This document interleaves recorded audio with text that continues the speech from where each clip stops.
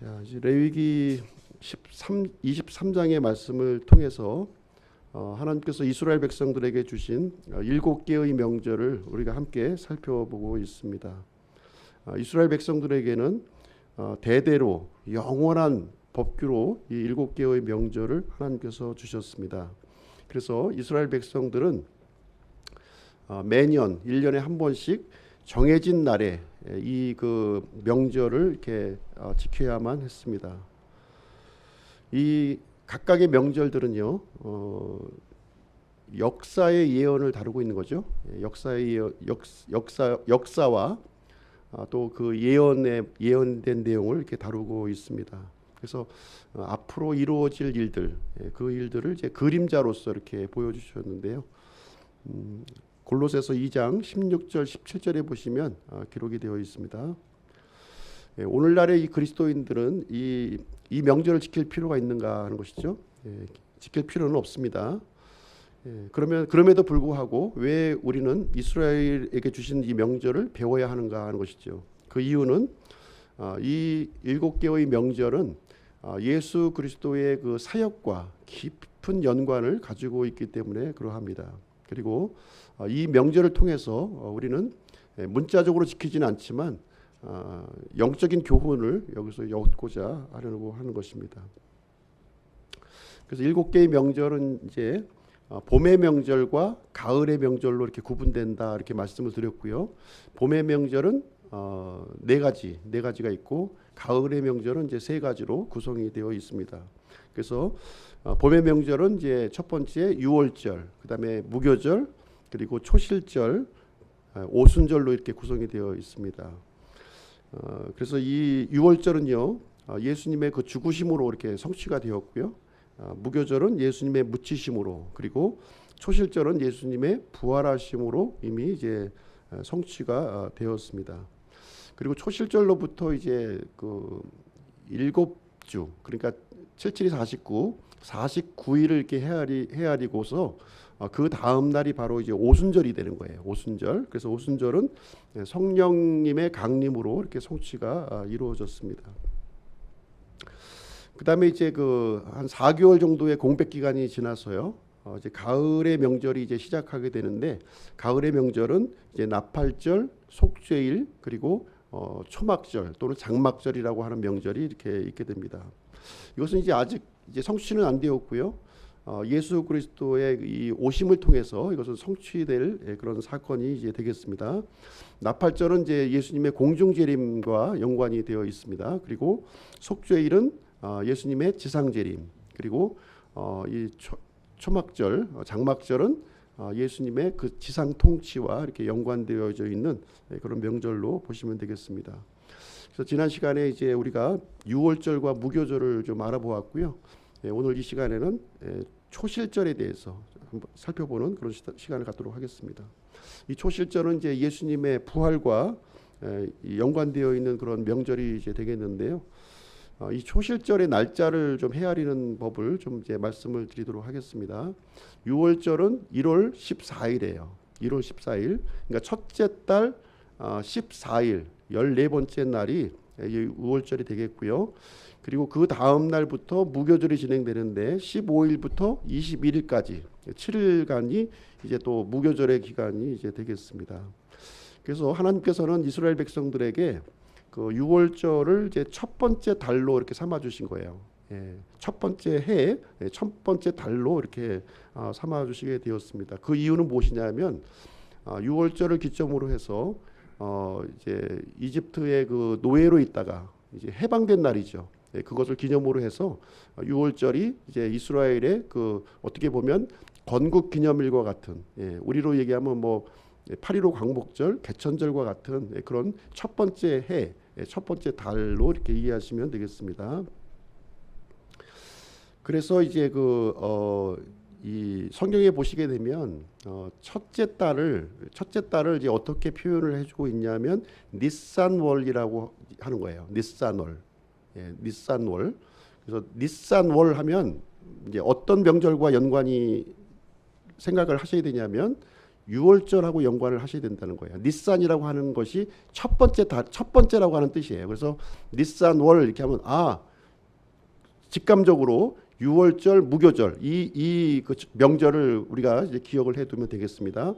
그런데 성경에 보면 또 이 니산월을 또 다른 말로 또 부르는 거예요. 아비월이라고 또 불러요. 그래서 니산월과 아비월은 같은 이제 첫 번째 달을 이제 얘기해 주는데 조금 뉘앙스가 틀린 거죠. 그래서 이제 이 니산월은 첫 번째라고 하는 의미가 강한 겁니다. 첫 번째라고 하는 의미가 강하고 이 아비월이라고 하는 것은 첫 번째인데 어떤 의미가 있냐면 그 수확에 대한 의미가 있는 거예요. 예. 봄이라고 하는 의미를 가지고 봄. 이 아비비라고 하는 말이 이제 봄이라고 하는 뜻을 이제 가지고 있는 것이죠. 봄. 이 봄에는 이제 이스라엘에서 제일 먼저 수확되는 곡식이 무엇이냐면 보리예요. 보리. 보리가 수확되는 시기. 그러니까 이 유월절은 어떻게 생각해야 되냐면 첫 번째 달이면서 보리를 수확하는 그런 시기구나. 이 두 가지가 맞물려야 된다는 거예요. 이제 이스라엘이 이집트에서 이렇게 그 해방되었던 그런 역사적인 사건이 또를 부여하고 있는 동시에 가나안 땅에 들어가서 약속의 땅에 들어가서 첫 번째 그 수확물을 거두는 그런 시기하고 이렇게 맞물려 있다 이렇게 보시면 되겠습니다. 그래서 이 유월절이라고 하는 그 이 명절은 두 가지 의미를 갖는 거예요. 이 이스라엘 백성들을 이렇게 구원해 주신 이 과거의 하나님을 이렇게 의미하기도 하고, 그리고 이제 그 수확을 주시는 봄의 수확을 첫 번째 수확을 주시는 현재의 하나님이라고 하는 의미를 가지고 있는 거예요. 그래서 이 유월절은 과거의 하나님임과 동시에 현재 우리의 삶을 보살피고 돌보아 주시는 하나님이시다. 요 얘기를 지금 이제 해주고 있습니다. 그래서 유월절과 무교절은 또 묶여 있는 거죠. 유월절, 무교절 그리고 초실절은 같이 묶여져 있는 거예요. 한 주간에 다 이루어지는 겁니다. 유월절 다음에 이제 무교절의 기간 7일간의 기간이 이루어지고 그 안에 무교절 기간 안에 또 초실절이 또 있는 거예요. 초실절. 그래서 그럼 초실절을 그러면 어떻게 이제 그 카운트하는지 그 얘기에 대해서 잠깐 말씀드리겠습니다. 이 초실절은 이 무교절 사이에 하나님께서 이제 어떻게 말씀을 하셨냐면 무교절이 이제 일주일간 진행이 되는데 무교절이 시작되는 날도 안식일이요, 무교절이 끝나는 날도 안식일로 지켜서 행하라고 이렇게 말씀하셨어요.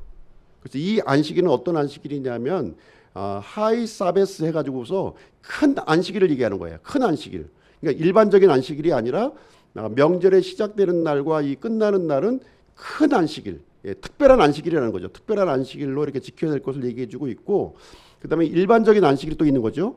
그러니까 금요일 날 저녁 6시부터 그다음 토요일 날 저녁 6시까지가 일반적인 안식일이에요. 그러면 이 무교절의 그 7일 기간 동안에 일반 안식일이 반드시 있겠죠.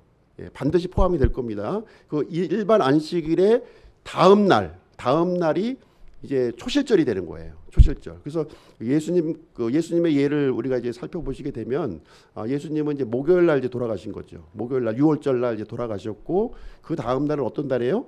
무교절의 첫날로서 큰 안식일이 되는 거죠. 큰 안식일. 그리고 그 다음 날은 이제 토요일, 그러니까 이제 일반 안식일이 되었던 거예요.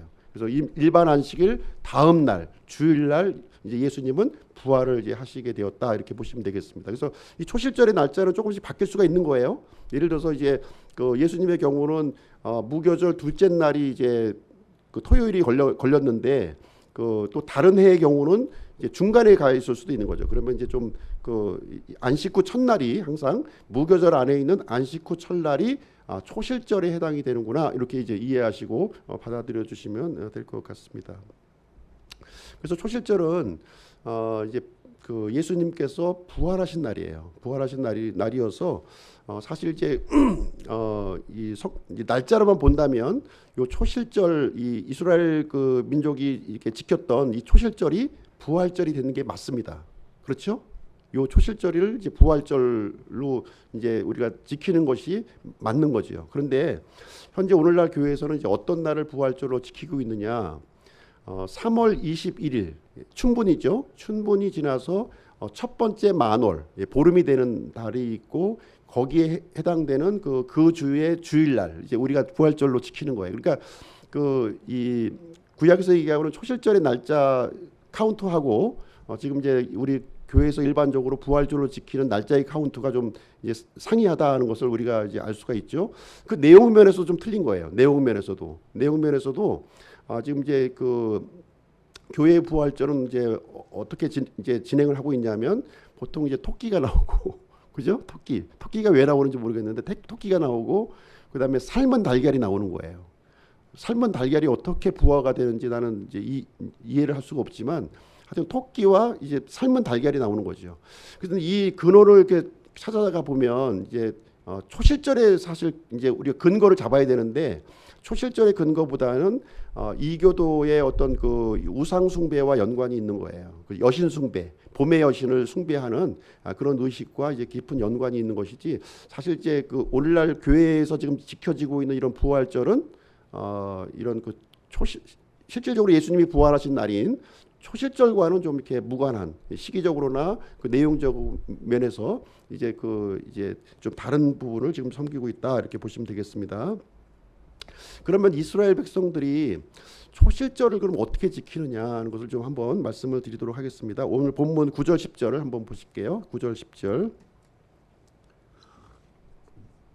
주께서 모세에게 말씀하여 이르시되 이스라엘 자손에게 말하고 그들에게 이르라. 너희는 내가 너희에게 주는 땅에 들어가 그 땅의 수확물을 거둘 때에 너희 수확물의 첫 열매 한 단을 제사장에게로 가져갈 것이요. 그래서 이제 이스라엘 백성들이 이제 약속의 땅인 가나안 땅에 들어가서 첫 번째 수확물을 이제 거두게 될 텐데 그 첫 수확물을 이제 그 제사장에게로 가져가라는 거예요. 예, 그 첫 번째 수확물을 제사장 앞으로 가져가라 이제 얘기를 해주고 있는 건데 바로 이것이 이제 그 초실절에 해당이 되는 건데 성경은 이제 초실절이라는 말은 없어요. 초실절이라는 말은 없고 첫 열매 명절이라는 표현이 정확한 표현입니다. 그런데 이제 편의상 너무 이제 초실절이란 말이 이제 우리가 익숙해 있기 때문에 이런 말을 사용하는 것이고요. 성경적인 그 이제 용어로 얘기한다면 첫 열매 명절 이렇게 표현하는 것이 이제 정확한 표현이라고 이제 할 수가 있겠습니다. 그래서 봄의 명절인 이 그 초실절은 이제 보리수확기하고 연관이 있는 거예요. 가장 먼저 이스라엘이라는 이 지형에서 가장 먼저 그 수확되는 이 곡식이 뭐냐면 보리가 이제 수확이 이제 되고 있다고 하는 사실이죠. 그래서 이 보리가 또 이제 이스라엘의 지형을 보시면 이제 남과 북으로 쭉 이어져 있잖아요. 남과 북으로 이어져 있는데 그 중에서 보리가 제일 먼저 수확하는 지역이 어디냐? 그 지역이 이제 게네사렛 평야라는 거예요. 게네사렛 평야. 이 게네사렛 평야가 어디에 있냐면 가버나움 인근에 있는 평야예요. 예, 가버나움 인근에 있는 그 평야 지역에서 보리가 제일 먼저 이제 올라오는 거죠. 예, 올라와서 아주 검은 현무암지대로 이렇게 돼 있어가지고 이제 햇빛을 이제 가장 이제 아주 그 받는 그런 지역이었고요. 이렇게 이제 제일 먼저 수확하는 그런 기간이 되겠습니다. 그래서 가버나움은 어떤 곳이냐면 예수님이 공생의 사역을 그 가장 이렇게 주도적으로 했던 지역이 가버나움이에요. 그 가버나움 인근에 있는 게네사렛 평야에 있는 그 첫 보리 단이 이제 그 제사장에게 들려지고 이제 하나님께 드려지는 그 일을 초실절날 이제 진행하게 되는 것이 되겠습니다. 그래서 여인들이 이제 제일 먼저 이제 그 유월절이 있고요. 무교절 기간에 이제 안식일이 있으면 안식일이 지난 그 다음 날 이제 그 게네사렛 평야에 가서 그 이제 보리단을 이렇게 베어 가지고 묶어서 이제 성전으로 가져오는 거죠. 성전으로 가져와서 이제 제사장은 그 성전을 가지고 이렇게 흔드는 일을 이제 진행하게 되는 것입니다. 11절 말씀 한번 보겠습니다. 11절. 제사장은 너희를 위한 것으로 내가 그 단을 받도록 주 앞에서 흔들어 안식일 다음 날에 그것을 흔들지니라 이렇게 기록을 하고 있습니다. 그래서 제사장은 이제 그 보리단을 받아 가지고 이제 하나님 앞에 드리는 예식을 이렇게 하는 거죠. 이제 앞으로 이제 있을 그 이제 첫 수확이니까 이제 앞으로 있을 이제 본 수확에 대해서 감사하고 찬송하는 그 일을 제사장이 흔들면서 그 일을 이제 진행하게 되는 것인데요. 이 초실절이 바로 이제 예수 그리스도의 부활을 이제 예표하고 있는 거예요. 그래서 예수님이 부활하신 날을 보게 되면 이제 여러 명의 그 마리아가 사실은 어디를 가야 되는 거예요? 그날 보리단을 이제 그 가지러 가야 되는 거죠. 그런데 어디를 갔습니까? 이 세 명의 마리아는 어머니 마리아와 막달라 마리아와 또 다른 마리아가 한 명 있었죠. 그래서 이 여인들은 예수님께서 묻히신 무덤으로 온 거예요. 무덤으로 와서 부활하신 예수님을 이렇게 첫 열매로 부활하신 예수님을 맞이하는 모습을 이제 볼 수가 있는데요. 그래서 진정한 그 소실절을 맞이한 사람들은 누구예요? 바로 이 부활의 아침에 예수님을 만났던 이 여인들이 이제 되는 것입니다. 그래서 너희를 위한 것이다 이렇게 했습니다. 이 첫 열매 드려지는 이것이 우리들을 위한 것이다고 이렇게 여기서 이제 기록을 해주고 있습니다. 그래서 예수님의 이 첫 열매로 이렇게 부활이 된 것은 예수님의 부활로 이렇게 끝나는 것이 아니라 그 다음에 부활이 또 있다는 거예요. 우리의 부활, 예수님을 믿는 예수님께 속한 자들의 부활이 또 있다고 하는 사실을 여기서 보여주고 있는 그런 내용이 되겠습니다. 그리고 나서 이제 초실절 날에 이제 보리단만 이제 하나님 앞에 바치는 것이 아니라 보리단과 함께 또 이제 드려지는 게 또 있다는 거죠. 12절, 13절 한번 보겠습니다.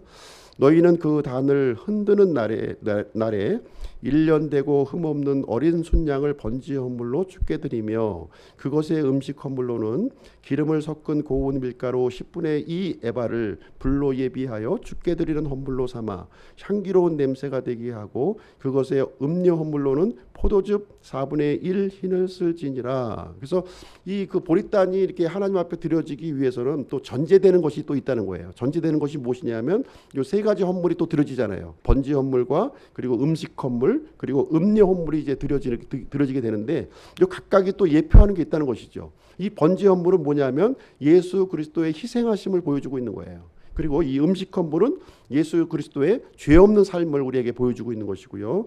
그리고 음료 헌물은 이제 포도즙이 이제 또 부어지는 것이죠. 그래서 예수 그리스도의 그 십자가에서 흘리신 피를 그 사역을 이제 보여주고 있는 내용이 되겠습니다. 그래서 이 첫 번째 보리단이 이렇게 하나님 앞에서 흔들려지기 하기 위해서는 그래서 이 예수님의 그 희생이 전제되어야 된다 하는 것을 여기서 이제 보여주고 있는 것. 지금 이제 우리는 이미 알고 있으니까 하는 것이지만 이스라엘 사람들은 내용도 모르고 그냥 보리단 흔들고 뭐 이렇게 번지 헌물 드리고 이렇게 성전에서 이렇게 진행을 하게 되었던 것입니다. 그래서 예수님의 이 희생과 그다음에 예수님의 부활과 그리고 또 예수님의 이 부활은 첫 번째 부활로서 나머지 예수님께 속한 모든 사람들이 이제 부활에 참여하는 것으로 이렇게 연결되어 있습니다.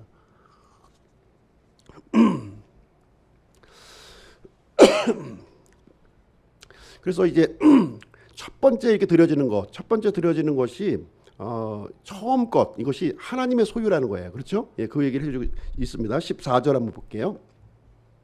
너희는 너희 하나님께 헌물을 가져오는 바로 그날까지 빵이든지 볶은 곡식이든지 푸른 첫 이삭이든지 먹지 말지니 그것은 너희 모든 처소에서 너희 대대로 영원한 벽규가 될지니라. 그래서 이 가나안 땅의 약속의 땅에 들어가서 첫 번째 이제 이삭 이제 단을 하나님 앞에 드려지기 전까지는 절대로 가나안 땅에서 난 이런 것을 먹지 말라는 거예요.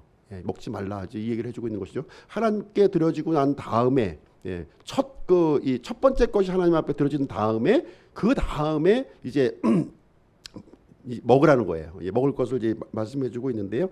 잠언서 3장 9절에 보면 이런 말씀이 있습니다. 내 재물과 내 모든 소출의 첫 열매로 주를 공경하라. 그리하면 내 창고가 가득히 차고 내 포도즙 틀이 새 포도즙으로 터져 넘치리라 이렇게 기록이 되어 있어요. 그래서 이 말씀을 근거로 해가지고 이제 첫 번째 거를 막 하나님 앞에 갖다 바친 거잖아요. 물론 이제 이스라엘 백성들은 이제 문자적으로 율법적으로 이렇게 이제 하여튼 무조건 첫 소출을 이렇게 하나님 앞에 바치 믿음의 표시로 이제 바쳤고요. 또 이제 이제 우리들도 이제 그렇게 하지 않았습니까? 이제 직장에 들어가서 이제 첫 봉급을 타면 이제 하나님 앞에 이제 뭐 10의 1이 아니라 하여튼 뭐 전체를 이렇게 또 이게 바치는 사례도 있고 또 농사 짓는 사람 같은 경우는 첫 소출을 그냥 또 이렇게 교회에다가 이렇게 또 바치는 그런 예를 아마 이제 많이 보고 있는데요.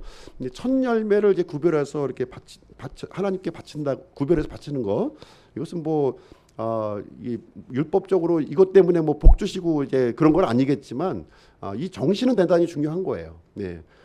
나에게 속한 이 모든 것을 첫 번째 것을 하나님 앞에 드린다는 것. 이 얘기는 무슨 얘기냐면 우선순위를 하나님께 드린다는 거죠. 우선순위를 드린다고 하는 부분에서는 굉장히 좋은 이제 믿음의 표시라고 이렇게 말씀드릴 수가 있겠습니다.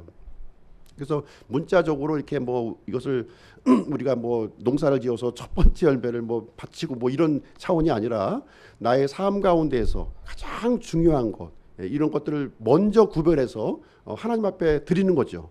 이것은 굉장히 나의 믿음의 표시인 거예요. 하나님을 또 이렇게 공경하는 그런 표시가 될 것이라고 생각을 합니다. 그래서 꼭 돈과는 연관을 짓지 않더라도 나에게 주어진 시간이라든가 나에게 주어진 재능이라든가 또 나에게 주어진 재물이라든가 또 나의 어떤 생활 반경의 모든 것들을 이게 먼저 하나님 앞에 드리는 겁니다.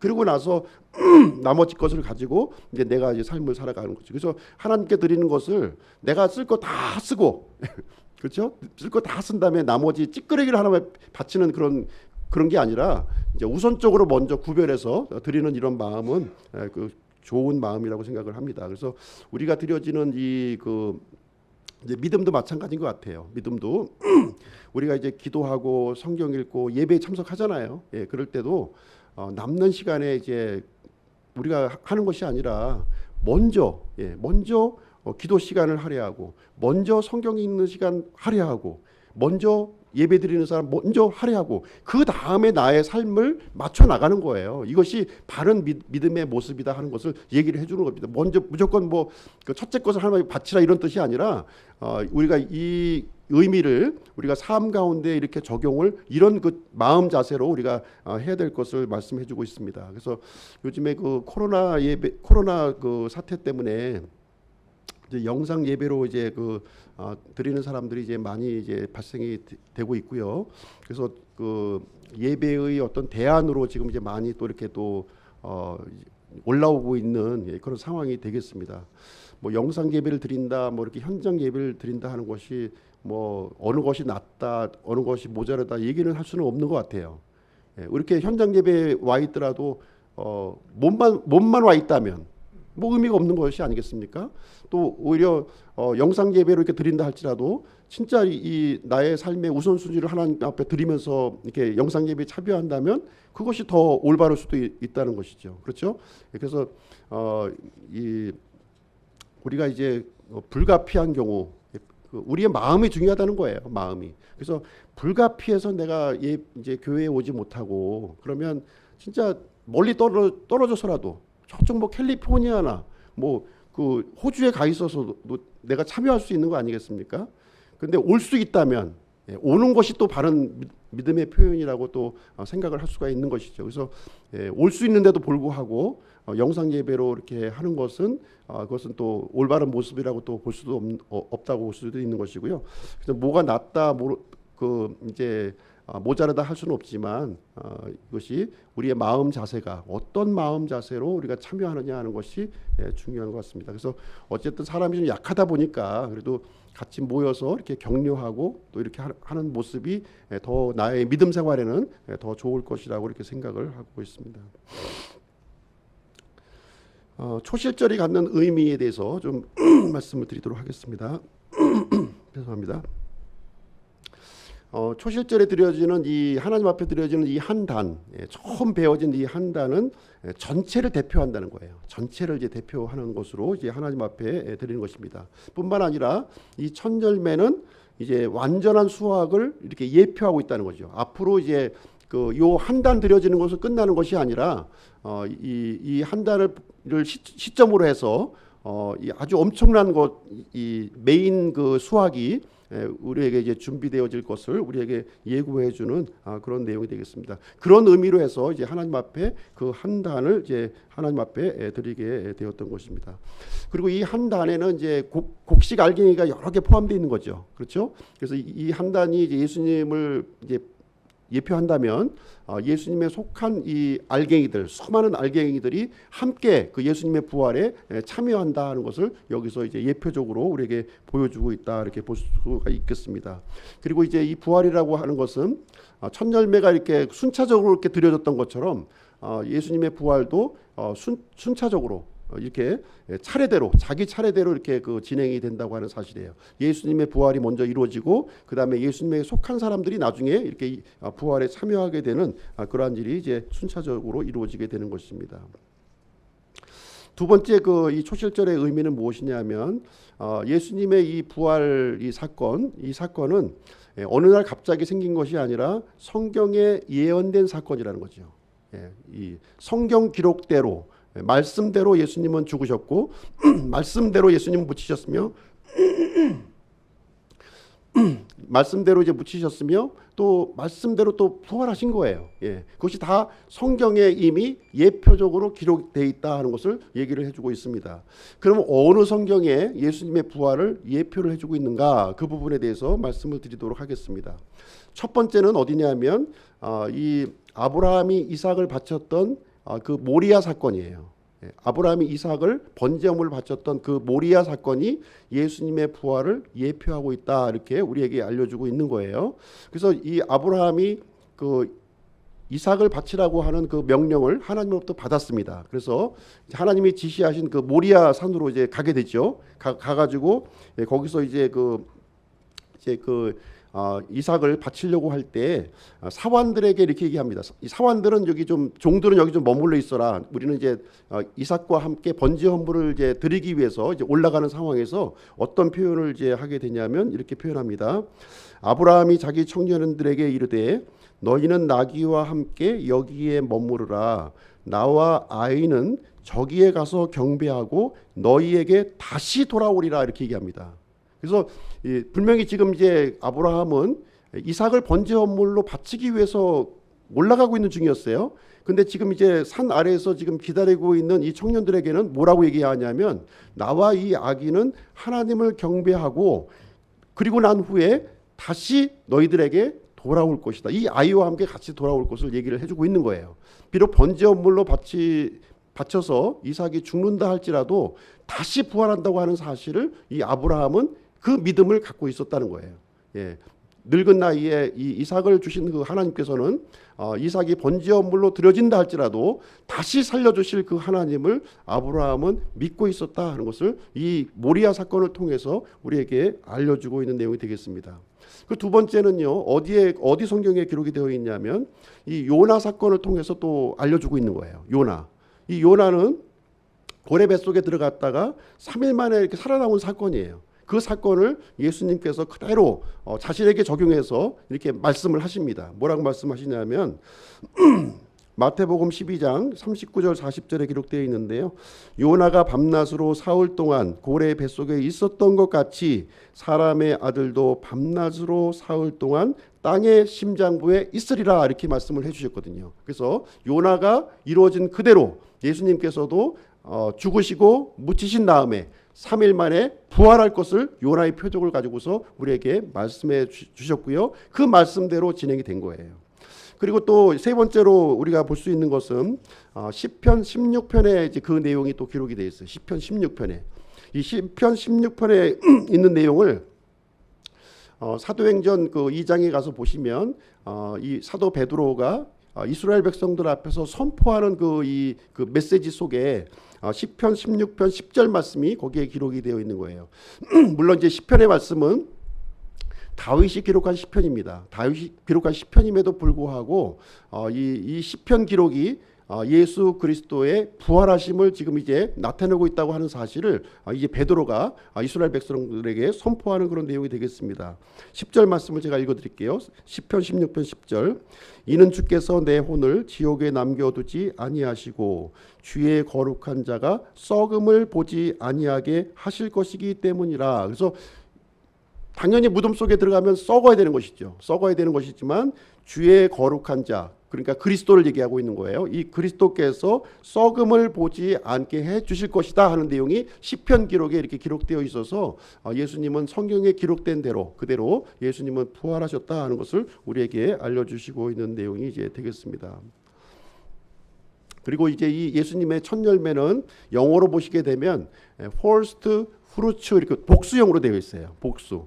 이 첫 열매, 우리 이제 성경에는 첫 열매들이라고 하지 아니하고 첫 열매로 이렇게 번역을 했습니다. 번역을 했는데 영어 성경에는 first 프루츠 해서 복수형으로 되어 있는 거예요. 그래서 예수님의 이 첫 열매 부활은 이 모든 예수님에게 속한 모든 사람들이 이 부활에 참여하고 있다 하는 사실을 우리에게 이제 가르쳐주고 있는 내용이 되겠습니다.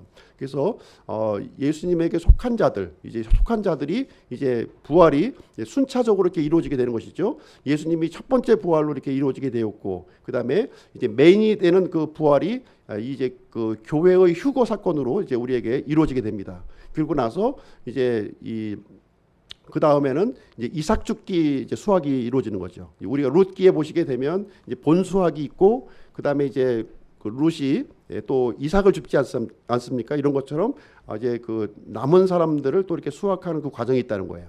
그 남은 사람들이 누구냐면 바로 이제 환란기를 통과하고 있는 성도들하고 구약 성도들을 예표하고 있는 거예요. 그 사람들이 7년 환란기 끝나는 시점에 구약 성도들과 환란기 성도들이 이제 부활하는 이삭 죽기 수확이 그때 진행이 되게 되고, 예수님이 공중 재림하실 때에는 그 예수님에게 속한 모든 그리스도인들이 죽은 자가 먼저 일어나고, 그 다음에 산 자가 영화로운 몸으로 변화가 되어서 공중에서 이제 예수님을 맞이하게 되는 그 일이 이제 이루어지게 되는 것입니다. 그래서 이 예수님에게 속한 모든 사람들이 부활하는 이 부활을 무엇이라고 얘기하냐면 첫 번째 부활이라고 얘기하는 거예요. 첫 번째 부활. 이 첫 번째 부활은 의인의 부활이요 생명의 부활인 것입니다. 그래서 영원히 이제 예수님과 함께 이 하늘의 복을 누리는 그 부활에 참여하게 되는 것입니다.